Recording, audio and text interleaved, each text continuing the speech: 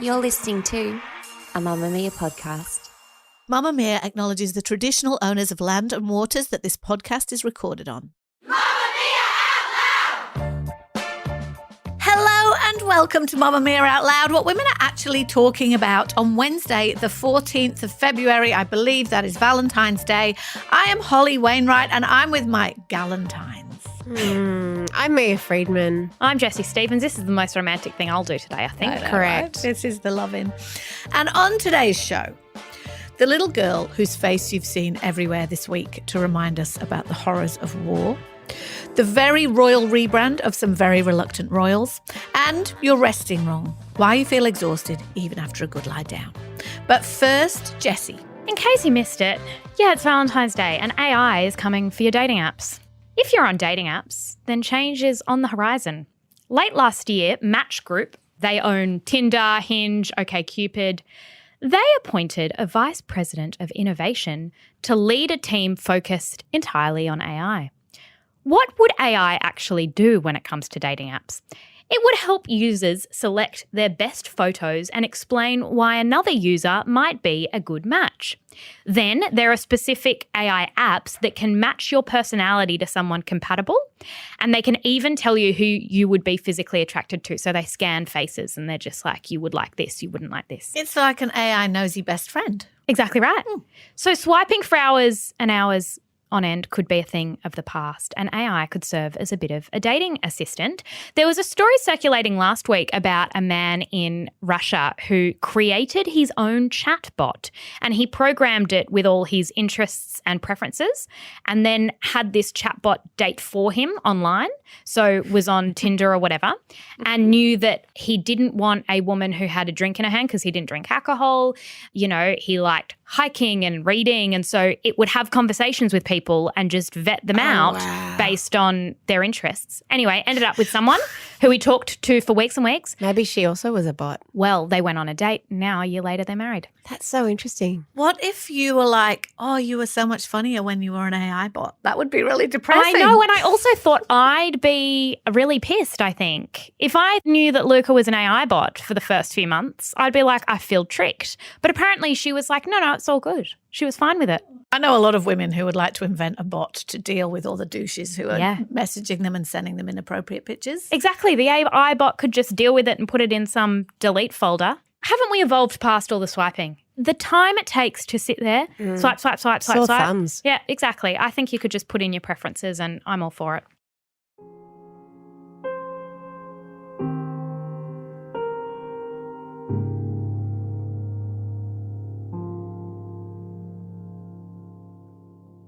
You may have seen the face of a 6-year-old girl in your social feeds in the past few days.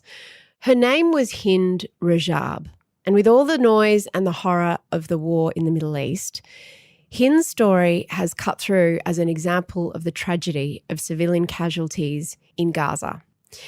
Hind was missing for 12 days after an Israeli tank targeted their family car in Gaza and was found along with the bodies of 2 medics who were dispatched to look for them. Family members found Hind's body along with 6 other members of her family. An audio file had earlier been released on the internet where Hind Rajab can be heard pleading on the phone to the emergency rescue team to come and save her. It is a shocking story, and it is impossible not to feel utter despair and grief and devastation at the shocking human cost of this conflict, which is entering its 5th month with no sign of an end to this war. There are Israeli hostages still being held, including 2 children aged 1 and 4, and thousands of Palestinian civilians killed. I think having that audio file, I listened to it. I will never, ever forget it. And there are so many things that I think a lot of people will have seen and heard from what happened on October 7 and what has happened in the months since that will stay with them and really leave you with a sense of incredible helplessness about what you can do, to just know that this tragedy is occurring on the other side of the world. And I just feel like we're holding our breath, hoping that it ends, but I just feel very helpless. I think it's very easy to feel fatigued and helpless in the face of all this loss. And I think you can argue that it shouldn't take a story like this or the faces and images of other children that I have seen a lot across the internet this week in particular. And you could argue that it shouldn't take this kind of horror to make us pay attention to what the reality of war is, that it isn't just statistics that you're hearing read out on the news or pictures of rubble.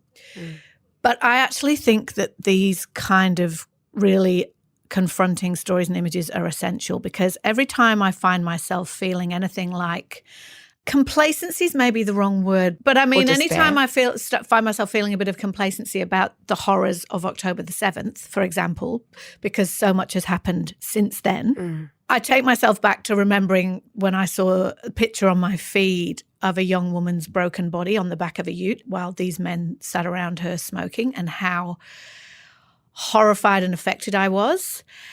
And I think that any time I feel a sense of wanting to turn away from the horror of the bombing in Gaza, I'll picture Hind's face and voice, and I'll picture some of the other horrific imagery I've seen this week of children, and imagining Hind being trapped with her dead relatives in darkness for days and days.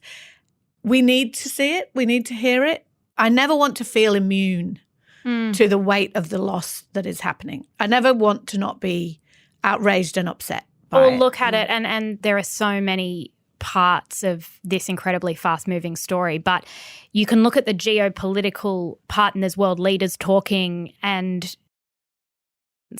but when you hear the fear in a little girl's voice, I think that simplifies it to a degree, and you go, this is a tragedy for every single person who loses their life in this, which I think most people know and most people feel. Yeah. I just think the horror, it gives you nightmares. It gives you nightmares, the stuff that we're seeing come out of the Middle East at the moment. I completely agree. And the images of the 1-year-old baby and the 4-year-old who were among the children that were taken and they're still missing, I also think about them. And you don't have to choose which one you're more upset about. Like, I think that this desire by some people to make you want to choose between which tragedy is worse, which pain is worse, which horror is worse. You don't have to choose. Like, you can feel empathy and devastation for that little girl and the other children, and for the hostages and their families and the victims of October 7th. And compassion doesn't have to swim in a single lane. And I think that that's also a really important thing to remember.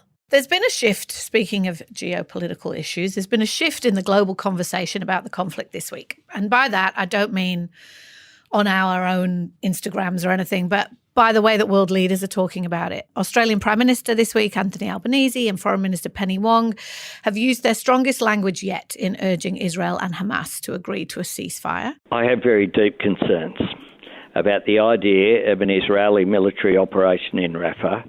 This is a place where people who've been displaced from their homes, often because their homes don't exist anymore, have been told to go to be safe. Israel must listen to the international community. There are more than 1 million civilians who are sheltering in and around Rafah. Israel has a responsibility as a democratic nation to show care in relation to these innocent civilians. And the American President Joe Biden looks to be closer than ever to withdrawing support. He's pushing very hard for a ceasefire now. So why this shift? It's because the new front for this conflict is the southern Gazan city of Rafah. It's worth noting, right, when you think about this, that Gaza is tiny. Canberra is twice the size of the territory. And months ago now, at the beginning of this conflict, Israeli forces urged Gazan civilians to move south as they invaded from the north. And as a result, the city of Rafah is full of refugees from the rest of the country. Conditions are already dire. And now it's become the target of bombing and an imminent ground offensive. That would see Israel send soldiers into a city that's become the largest camp of displaced persons in the world at the moment. Now, the Israeli Prime Minister, Benjamin Netanyahu, has refused to withdraw troops in the face of this increased international pressure, insisting that there are still 4 battalions of Hamas fighters embedded in the city. And he's also saying that he's instructed his forces to manage an evacuation of the civilians before the ground offensive goes in. But the human cost is growing and pressure for a ceasefire is mounting and mounting. America has long been Israel's most significant ally, and this week, Biden hosted Jordan's King Abdullah II at the White House for talks on how to end the war, putting on more and more pressure for a negotiated ceasefire and a plan for the day after the conflict ends. Biden's arguing for a 6-week pause to the fighting that would see Hamas release remaining Israeli hostages, allow more aid to enter Gaza, and pave the way for a longer ceasefire.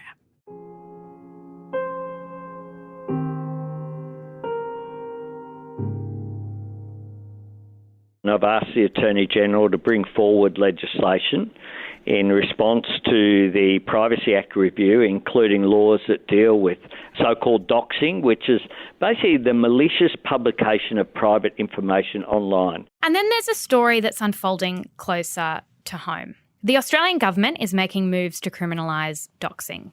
Before I get into this, to be entirely clear, we're not drawing a false equivalence between the severity of doxing and the killing of innocent civilians. No. One of the difficult things about coverage is that there are lots of concurrent stories that are dealing with different issues that are affecting different communities.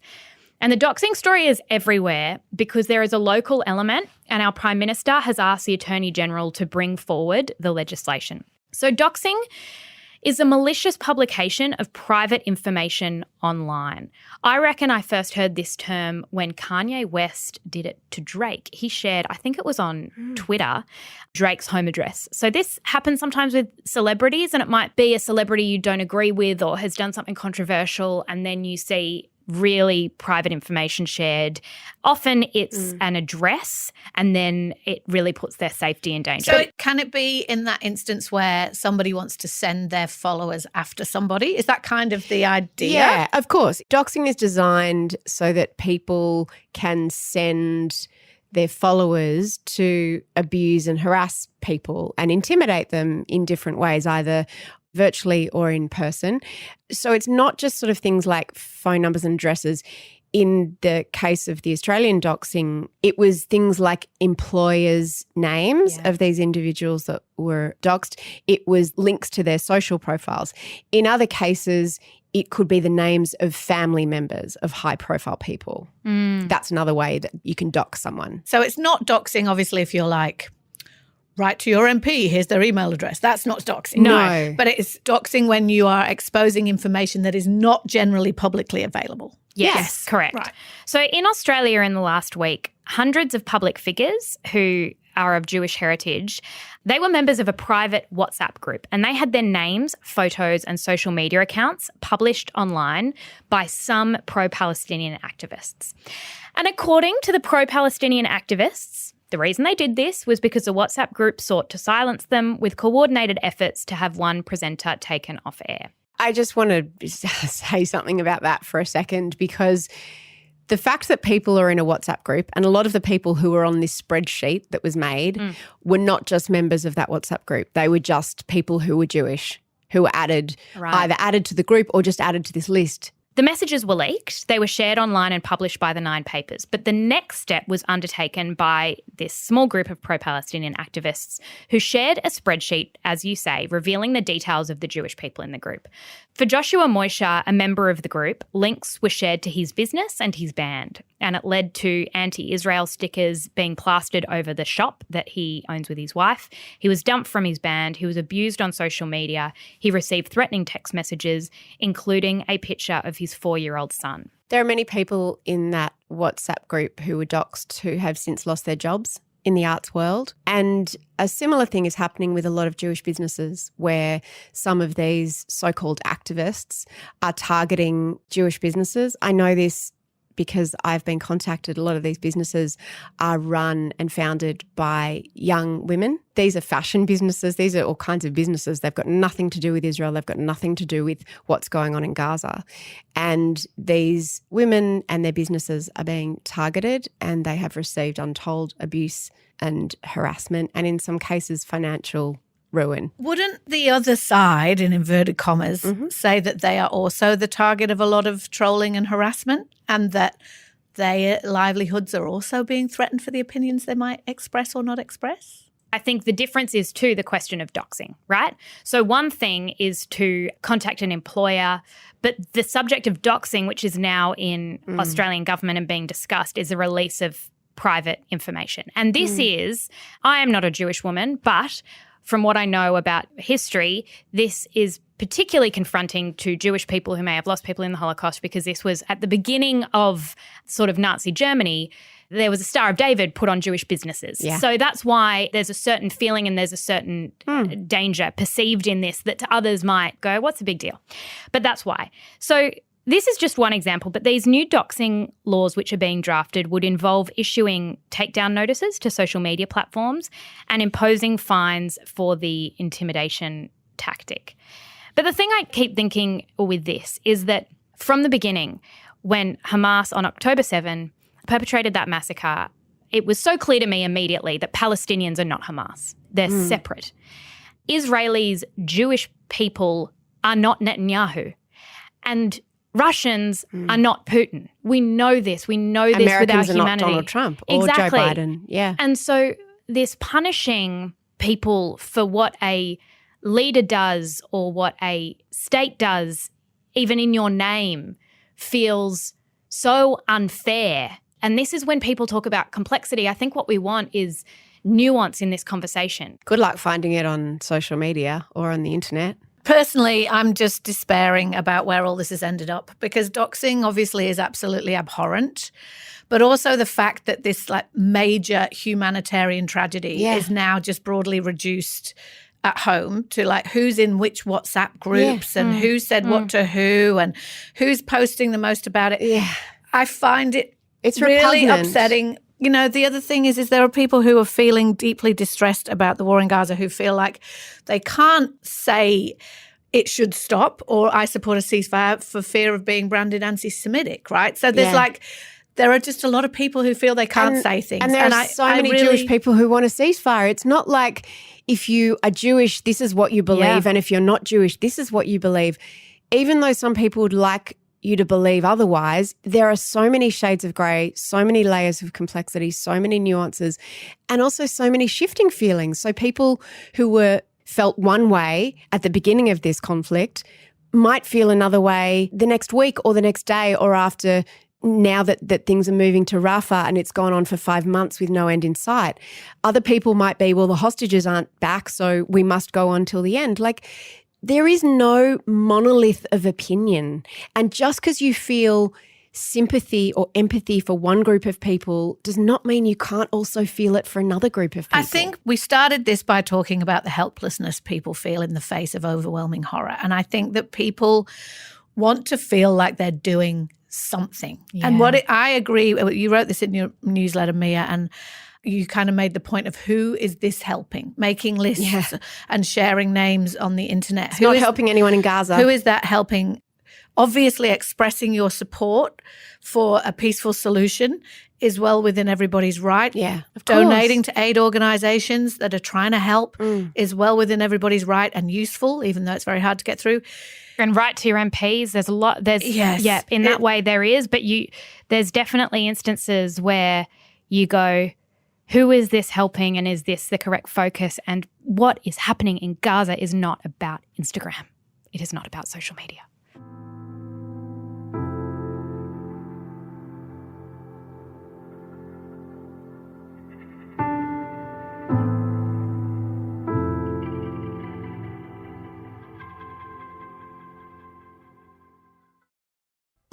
Let's talk about royals, please. Let's talk about Harry and Meghan. Let's talk about all the good things and the good things that make them. Let's talk about royals. Prince Harry and Meghan Markle have a brand new website, like every freelancer who is advertising themselves for new opportunities. Who hasn't updated their website with a new pic and a new About Me section on a very slow Monday? The website is called sussex.com. The domain name must have cost a fortune, but interestingly, they've dropped the royal from sussexroyal.com. It's cleaner, and even though they still refer to themselves as the Duke and Duchess, they don't want to associate with the word royal. A pop-up on their old website, because I know that you guys probably this morning, as you do every morning, went to visit Sussex Royal. Yeah, I went to check it. Yeah. Can I call pretentious from the get-go? Like Sussex. I keep thinking, Sussex their last name. It's not. What is their last name? Windsor. Meghan Well, Windsor? it's not. She doesn't have a last name, but if Harry had a last name, it would be Windsor. She has to have a last name. That's not how it What works does with Sussex royals. mean? Is that a What's on royal her thing? social security card? Are they the House of Sussex? Harry's last name is officially Windsor, right? So officially her last name would be Windsor, but she has changed it, which she may not have done. A pop-up on their old website reads, this site was established in 2020 and sets out the work streams of Prince Harry and Meghan, the Duke and Duchess of Sussex, before their move to the United States, and then it redirects you to sussex.com, where the real business is being done. Oh, so that still is there. It's there, but it redirects you but to it's sussex.com. only there for the, that's dead now. For the redirect. It's just got a redirect. Yeah. So the homepage, do you want me to describe the homepage for you? Please. It's a picture of Meghan and Harry, and they're beaming and they're applauding at the Invictus Games, right? Oh, they're at a black tie function. They're looking very glamorous. Well, I read somewhere that it was the Invictus Games, and what I'll say is that Year 12 English critical analysis, if this was on my exam, what I would say is that we've chosen that picture because we are looking up. We are putting ourselves in a little bit more of a subservient position, as though our job is to applaud and support others. Yes. Rather than we're not on a stage. Good choice. We are, the camera angle People aren't is applauding high. us. We're applauding We're others. applauding. I think they might have also used that picture for their Christmas card. I think They also look they good. really like it because they look good. Let's face it, I choose pictures that I think I look Yeah, good. And fair they're enough. very dressed up, very Hollywood They styling. look great. They could have chosen an image of them like on the ground doing aid work. They didn't do that. They didn't do that. That's Or true. like jeans and a white shirt. Yeah, no. They look dignified. Dignified. I'd like to talk hot. about the about section of the website. Very important section on any website. I went to I tried to find contact us. There's no contact No. us. Oh, There's no shame. form. There's just an about. Because we had feedback. Hi, Megan. Do you want to come on No Filter? No, she doesn't want to. Okay. Megan's reads. Meghan, the Duchess of Sussex, is a feminist and champion of human rights and gender equity. It's interesting that that's the first thing. She's a feminist, first thing. And Holly, you know this. Who writes your bio? They would have a team of many, but really you write your own bio. And you have to write you it do. in the third person. And you feel a bit of a dick when you're doing Yeah, it's it. horrible. And then other people might check it for you, your PR people in her case, I guess. But Meghan has full 100% control over You the go, first Jessie word, Stevens feminist. I like it. is- She's sticking her flag in the sand. She's saying, Yep. this is what I'm about. I'm about the women. That's what she's saying. Well, her lifelong advocacy for women and girls remains a constant thread in her humanitarian and business ventures. I like this because this is the bit where we put all our awards and all our achievements. This is like our cover letter. She has been named one of the most influential women in the world in rankings including Time Magazine's Most Influential People, the Financial Times' 25 Most Influential Women, Variety Power of Women, and British Vogue's Vogue 25. And it goes on. I was voted one of the most influential women in my house. And By the there's only dog. one. Harry's begins. Prince Harry, the Duke of Sussex, is a humanitarian, military veteran, mental health advocate, and environmental campaigner. I would love to have those things. He looks so impressive.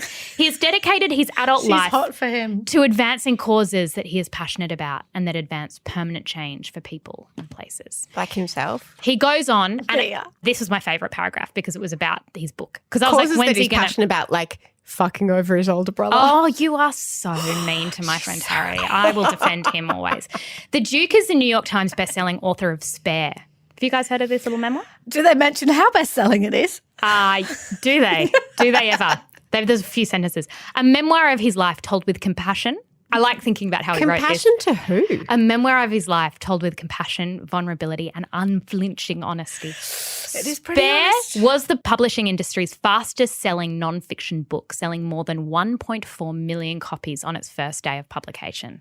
Yeah, you put all, look, to be fair, you would put all this in there. Oh, 100%. It's just funny because Prince Harry. You wouldn't. It's very we slim. would, but I'm Prince Harry. I wouldn't. I'm above that shit. What would you say? Prince Charles, you don't get any of the proper royals doing that kind of stuff. Tacky. You'd just be like, hi, I'm Harry, I'm here to help. No, you'd be like, I wrote this book. You might have heard of it. And everyone's like, oh my God, he wrote that book. Holly, Yeah. that's why I need to know. They've sat down and they've written their bio, which again, I thought they were above. Right? Does Oprah have to sit down and write her own bio? I don't think so. She has a Wikipedia page. Holly, are they looking for freelance opportunities, and what type of opportunities? Definitely, yes. You know, the most interesting thing about this is the decision. They've distanced themselves from royal only in the URL, right? Because the other thing that's very telling, when you go to this site, it's very clean, it's very classy, it's very navy blue, it's very, but it's also very studded with the coat of arms. Does your family have a coat of arms, Jessie? I Do you have wish. one? You're British. You might. No, I don't have a coat of My arms. family has a coat and some arms. We don't, right? Coat of arms were designed to identify warring tribes in battle, right? So every royal house has a coat of arms. So there's a coat of arms for William's lot, and there's a coat of arms for Harry's lot, and there's a coat of arms for, you know, all the different factions and families who are very important in England, right? They've got their coat of arms on here, but on closer inspection, it's not Harry's, it's Meghan's. And when Meghan married Harry, she got given a coat of arms. I am obsessed with this, right? Because imagine the time it takes. There is an organisation called the College of Arms, and you have to go and sit with them as Meghan, and they'd be like, tell me a bit about yourself, darling. Stop. They work it out. And her coat of arms includes visual references to California, Pacific blue in the back, quills to express the importance of communication, and a songbird with its beak open and its wings elevated, which represents the power of communication. If I had a coat of arms, it would be all over my website too. What would be on yours? I was just thinking that. I think Coffee. Coffee. Oh my God, yes. Definitely coffee on mine. A pen Yeah. and a microphone. And a phone. Yeah, mine would just be phone, microphone, tea. It's also got her Maybe a favourite dog. flower. So this coat of arms is Meghan's, and that's the one they've adopted as their coat of arms. Holly, yours would just be a cucumber. And some Vegetable garden. tomatoes. Yeah. Welly boot. Oh, I'm so Cucumbers uncool. is a bit phallic. I know, kind of really. like that. Yeah. So they're not really backing away from the royal. They're sticking very, very strongly to the royal. Now, the thing that's interesting about this is, predictably, it's given the British press, who hates them, a lot of ammunition to call for this is the time that Charles needs to put his foot down and take those titles back, because they are not giving them back voluntarily. There could have been lots of ways that Harry and Meghan could have rebranded that it did not include Duke of Sussex, Duchess of Sussex. such a wank. Is the timing weird though? Because we've poor currently got Charles. Charles, He's got who's lots got of his things on cancer his plate. diagnosis. Kate just had surgery. Like, is it a coincidence? It's because Meghan is about to come back. So Harry had his big year, as he's told you in great detail. He has sold a lot of copies of his best-selling memoir. Did you know that Meghan, I learnt this in her bio, that she's also a New York Times bestselling There you author? go. They are For The Bench. 2 New York Times best-selling authors, and they want you to know about it. Anyway, it's Meghan's time to shine. She has announced today that she is doing a new podcast. She's got a job. She's got a new job. She's got a new podcast. Well, she got fired from her last job, So- didn't she, with Spotify? Which she got fired. Well, depending on who you listen to, they gave up their deal with Spotify or they got fired from it. And a podcast organization in America called Lemonada has taken up Meghan's podcast. They're going to be distributing the old episodes of Archetypes wow. and making a new show that they haven't told us any details about, which means we can speculate all we want. But it's a female-founded company, so I'm a bit insulted. Did we try? Did we bid for Meghan? We could have. Funnily enough, we didn't. Anyway. That was a loss. And so I think this would have been in planning for a long time. And they're like, Meghan's got to come out and announce her new project. Apparently she's doing a memoir. She's going to do a memoir. She's doing a memoir. Oh, it'd be so good if she, but it won't be as good as Harry's because it just won't. She hasn't got quite that much dish No. to dish. She wasn't born into the royal family. Though, So I reckon they probably couldn't control the timing too much and they may have pushed it a week or two and then the website has to come hand in hand. But it definitely all signals a comeback for them. A rebrand, yeah. Are you looking forward to it, Mia? No, look, Do you have a website? I do. It's I'm going to look it up while you speak. Go, talk. Every so often I remember that it's there and I'm like, oh, I don't like this. I want to change it. Don't look at mine. It's really just a way for people. It's like instead of letting Wikipedia tell your story, it's like their LinkedIn. You know what I mean? Yeah. Now LinkedIn is the hot new social media platform that everybody's in, and it's so weird because it's like everyone giving TED Talks all the time on LinkedIn, even if you're like the receptionist at a garden supplies place. Not that there's anything wrong with that job, noble job. But just back to them for a second, not that I was ever asked, but I would have taken such a different strategy, and I'm sure this has been suggested to them and they've said absolutely not. And that is the strategy of self-deprecation. But I think that's the difference between Australia and Britain and the US, because something that Australian business people and just general people find when they go and try to expand into the US. Here, it's all about self-deprecation. In America, they don't understand that. So if you're humble, they just think that you're not very clever or successful. It's like fig jam. Fuck, I'm good, just ask me. You've got to lead with how good you are in America, and they really love that. So, speaking of fig jam, but Mia Freedman is the co-founder and chief creative officer of the Mamamia women's media company. Did you know that Mamamia has an audience of more than 6.5 million? This is how Meghan's bio should have finished. This is from Mia Freedman's playbook. Okay. Do you know what your last line is of your bio? I don't remember.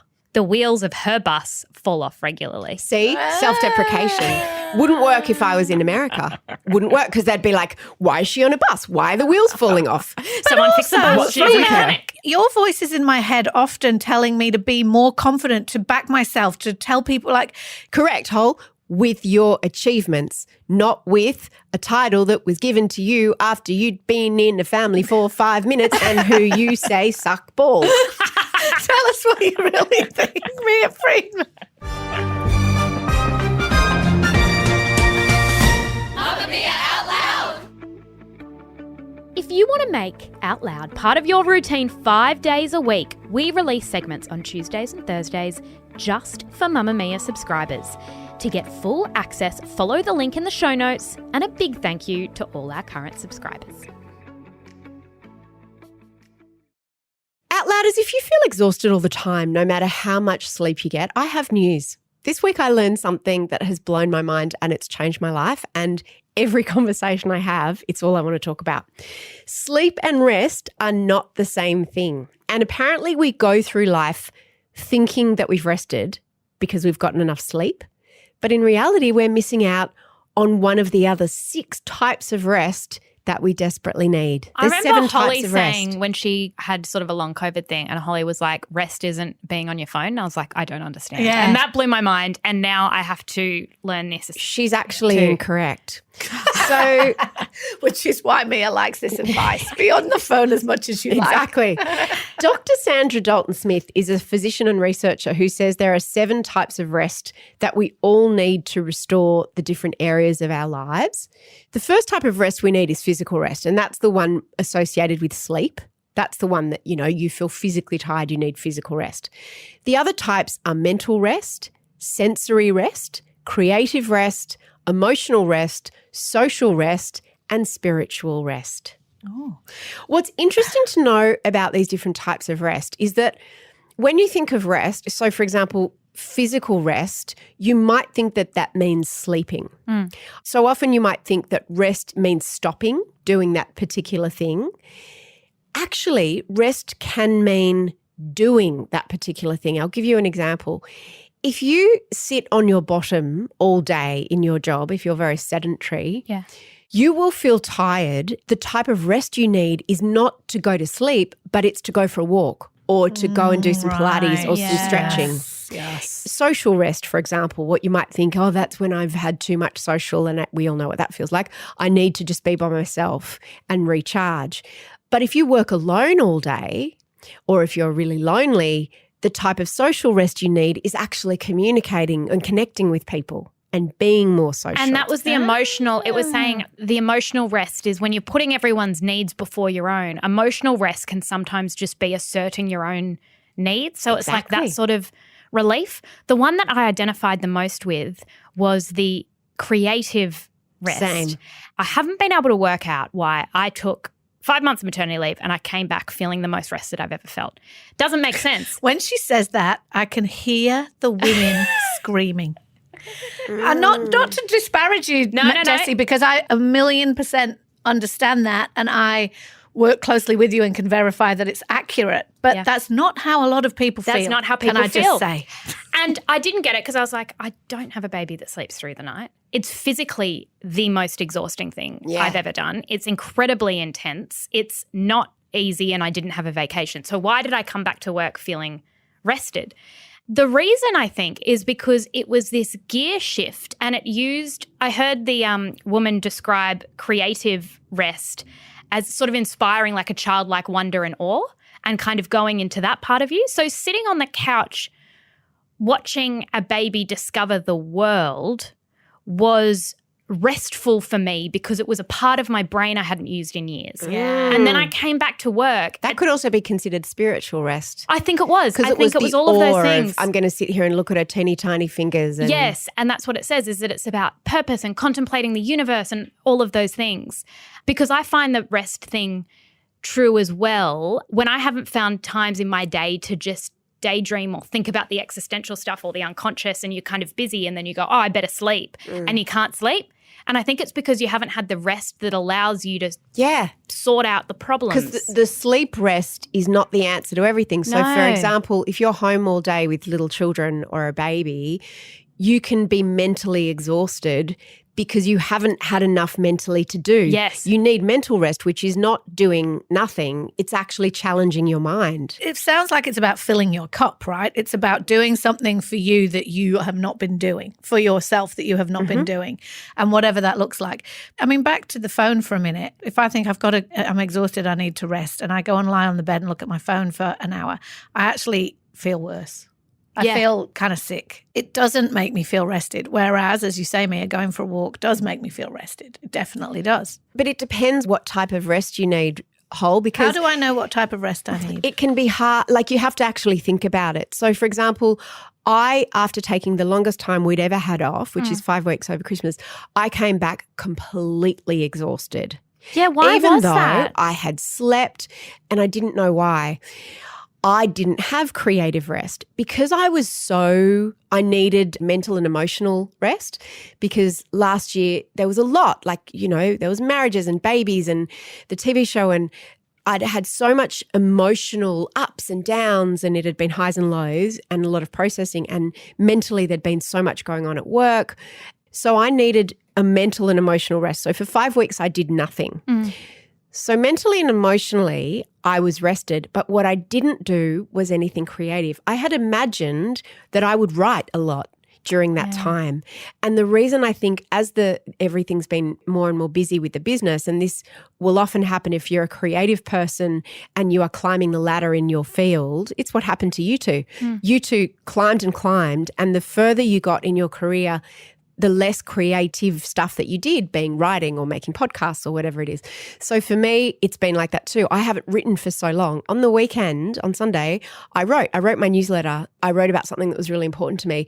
And even though that was like 3 hours or 2 hours that I didn't spend watching Bridgerton, which is a different kind of rest for me, I felt so rested. I felt creatively invigorated this week. Yeah, right. That totally makes sense. Yeah. So it's interesting, Whole. Can you see that doing your vegetables, for example, That's rest. Is rest. that is whether it's mental rest or emotional rest. The other thing I learned is that when I'm listening to podcasts all the time, I don't get mental rest. Sometimes I need to just listen to music. Yes, 100%. I need to give myself permission to rest. I definitely have that thing that a lot of women I know have, where it's like I feel guilty as soon as I'm doing something that isn't one of the 25 million things I'm meant to be doing that day. And I think we all need permission to be able to think about what kind of rest we need and fucking take it. I've got a recommendation before we go. It's a little known indie artist that I think a lot of our listeners... Oh, good, because I need to discover some new artists. Yeah, absolutely. She's called Beyonce. I think that's how you say it. Oh, wow. Okay. Beyonce? I love Beyonce. what you're about to say. And it's rare that I endorse a Holly Wainwright recommendation, but I doesn't really like endorse the this things one. I like. We talked about the Super Bowl on Monday. We neglected to mention, because we were so busy trying to figure out who's winning, who's losing. I don't understand. What is this? What are we doing here? Why is Taylor Swift there? That during the break, the halftime break in the Super Bowl, Beyonce did one of those $20 bajillion million ads that all the famous people do. And at the end of it, she said, time to drop the new music. And she dropped 2 songs that I have had on repeat ever since, because they are brilliant. Okay, am I hearing? All I've seen is a pervasive rumor that Beyonce's doing country. She's doing country, and she's got a country hat on. Which is subversive and interesting anyway in itself. Beyonce's from Texas, which is interesting to remember. Yeah, she is. So her 2 songs, one of them is called Texas Hold'em, which Mia particularly loves. Love it. It's a bit of a hoedown, boot scootin', sing-along pop vibe. but with the country twang for sure. And then the other one, which I particularly love, is a country ballad called 16 Carriages, and it's about, it's real moving. It's about her youth, and like the 16 carriages are like the tour trucks, and how she was always on tour and always working and being away from her family. And they've gone straight to the top of the country charts, and it's the first time a female black artist has ever topped the country chart. She's in spot 1 and 2. She's about to release a country album. She said when she released Renaissance, her sort of disco album, it was so in 2022, she said it was housey. first of a 3-part project. This is the second part, the country. And people are already saying, what's the third part going to be? Some people are speculating that it's rock and roll. And a lot of it is about reclaiming these genres for the black artists who were kind of pushed out of the way by white artists, but who had enormous impact and foundations of these entire musical genres. So I'm really often had their so work good. stolen or Yeah, appropriated by exactly. white artists who made a lot of money off it. And you know what? To what Mia was just saying, I love music and I don't actually listen to music enough because I'm always inputting. If I'm driving, I'm like 14 podcasts I must listen to, you know. And I must learn something. I must better myself. Exactly. And there is something so joyous about just being reminded and listening to new music that you love. Anyway, I fully recommend Beyonce's 2 new songs. I'm very excited for the country era. Mia and I will be teaching Jessie how to line dance as soon as this episode's over. If you're looking for something else to listen to on yesterday's episode, look, there's not enough room for Taylor Swift on the main show, so of course it's spilled out into a subscriber episode where we talked about Taylor Swift and the private jet use. This is a massive debate that's going on at the moment because Taylor Swift uses a private jet, and there is a college student who has been tracking it and releasing those details, which can put Taylor Swift in danger. But is it for the good of the planet? Definitely. She should have come to Australia by boat. Yes, you can tell where Mia comes from on that episode. It is a nice debate all about Maybe our a good friend rowboat. Taylor Swift. A link to that episode will be in the show notes. Thank you for listening to Australia's #1 news and pop culture show. It is always such a pleasure to be with you. This episode was produced by Emeline Gazilas. The assistant producer is Tahli Blackman. There's been audio production by Leah Porges, and we'll talk to you tomorrow. Bye. Bye. Shout out to any Mamamia subscribers listening. If you love the show and you want to support us, subscribing to Mamamia is the very best way to do it. There's a link in the episode description.